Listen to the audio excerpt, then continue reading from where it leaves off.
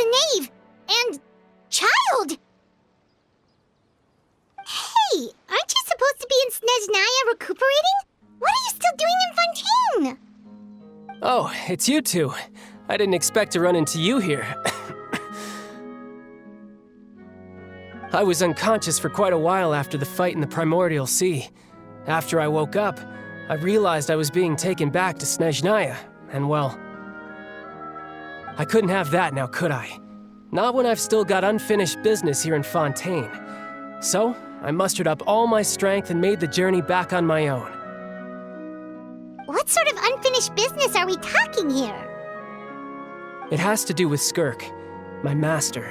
I really wanted to meet up with her, but by the time I got back, she had already left.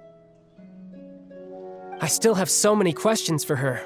Without any other leads, all I could do was ask the knave to help me track her down. She must have left behind some traces from her time in Fontaine. Oh, okay, so have you found any clues? Unfortunately, no. While the House of the Hearth is adept at collecting all manner of intelligence, certain existences can still manage to escape our purview. Basically, unless Master feels there's a need to meet with me, she's not going to be found. But that problem has an easy fix. I just need to become stronger, and then... Paimon thinks you should focus on getting better first. The worst of it is over. It's all thanks to that one kid from the House of the Hearth. Elwar, I think her name was. She gave me a bunch of random potions to drink. They didn't go down easy, let me tell you. Pain and chills all over. But they really did help speed up my recovery. And that's good, because it looks like I really do have to head back this time. The old man's been putting the pressure on me. He sent someone to tell me I'm needed for some sort of project. Project Stuja? Yeah, that's the one. I heard Regrator's involved too. I'm not looking forward to having to listen to all his monologuing, that's for sure. Hey, maybe you could think of a way for me to stay in Fontaine for a little longer. Helping Linny and the others brush up on their fighting skills would be far more interesting. If you and I could spar, that would be even better. I've been waiting for a chance to see you go all out. And what a sweet little daydream that is. But I also have a role to play in all this. I'll be leaving Fontaine shortly as well. Besides, considering how little they see fit to step outside the homeland, being called on to return to Snezhnaya by such illustrious dignitaries, what a great honor. Wouldn't you agree? One I could do without, I'd say.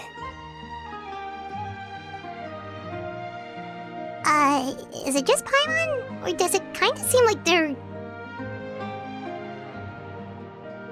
So, dear guests of the House of the Hearth, to what do I owe the visit? Well, we just... Right! We're super close to Linny and the others, but we still don't know much about you! Is that so? Introductions have already been made, have they not? Oh, well, you see? There's only so much you can learn about someone from a short introduction. At least tell us something a little extra, like... Why do you call yourself father? Good question. I'd also like to know. The fact that you have to ask tells me our intelligence work has been quite successful. Telling you the answer to that question would only serve to undermine that success. And we can't have that, now can we? Spoken like a true diplomat. That was some expert sidestepping right there. Well, if there's nothing else, I think I'll take my leave. I still have a small matter to resolve at home. Wait, don't go!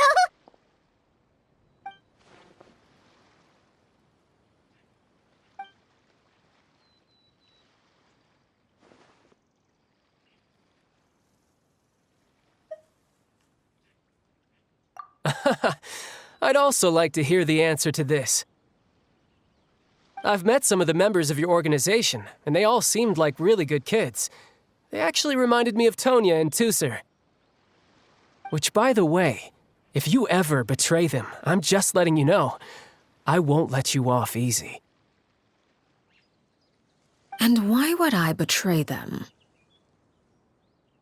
Well, you've already betrayed the House of the Hearth once, haven't you? At least, that's what I heard.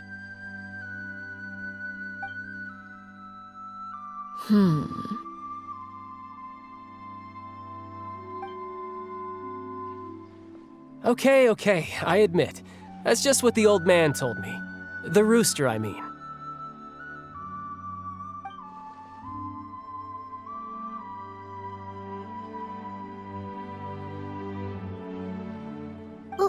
Wait, did you really do something bad to those kids?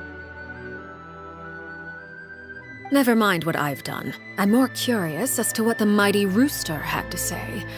Care to enlighten me? Well, nothing much. Just some stuff about you taking out many other members of the House of the Hearth, and even going so far to attack your own family.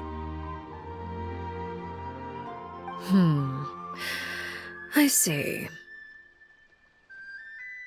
Oh, based on your reaction, I'm guessing it's all a bunch of lies.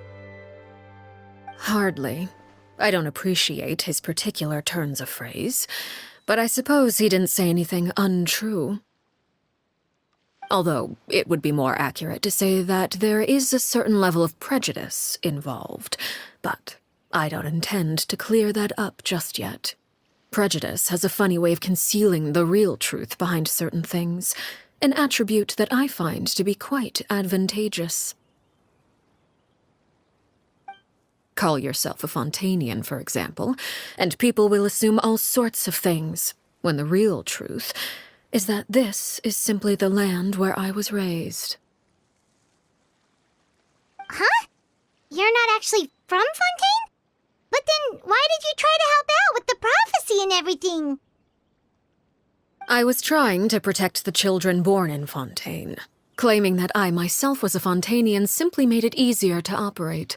People would hardly suspect a fellow Fontanian of having any ulterior motives. Who wouldn't want to save their homeland after all? The primordial sea wouldn't have any effect on me, but it would have caused great harm to the House of the Hearth. Well, you wanted extra information, didn't you? There you go.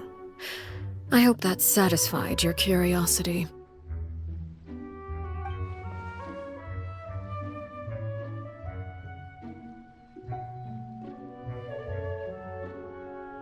So, you stayed in Fontaine for the kids. I guess I was wrong to believe you'd betray them. Apologies. Looks like I was holding on to some prejudices myself. Good. Like I said, I like it when others have misconceptions of me. Actually, while I was recuperating at the House of the Hearth, there was something else that really caught my attention. I heard that members always resolve disputes and arguments with a friendly spar, and the loser has to back down. Seems pretty cool if you ask me. Would also give them plenty of opportunities to hone their skills. Well, that's only a recent development. In the past, such spars weren't nearly so friendly. The losing party would lose everything, including their life. They were that high stakes? Whew, at least that's not a thing anymore. Well, the current atmosphere's not half bad. I'm a bit jealous, actually. You've got so many family members around you, and you even get to live with them. Having a lot of family around means dealing with a considerable amount of bickering and scheming. Once Tonya and Tusser enter their rebellious phase, I'm sure you'll understand. Just imagine. Tusser becomes obsessed with plucking out strands from the rooster's mustache, or Tonya decides to dye her hair 42 different colors. Okay. I get the picture.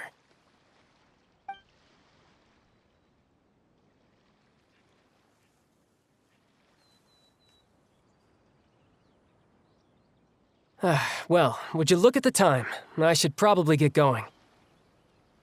Traveler, Paimon, I'm not sure where our paths will cross next, but the next time we run into each other, we should definitely try and find some time to spar. Again, maybe this is a conversation we can have when you look less like you're gonna keel over. All right. Well, thanks for everything, Arlecchino. No thanks necessary. You also played a part in obtaining the Gnosis. I would say we can call ourselves even. I like the sound of that. Well, I'm off. See you all some other time.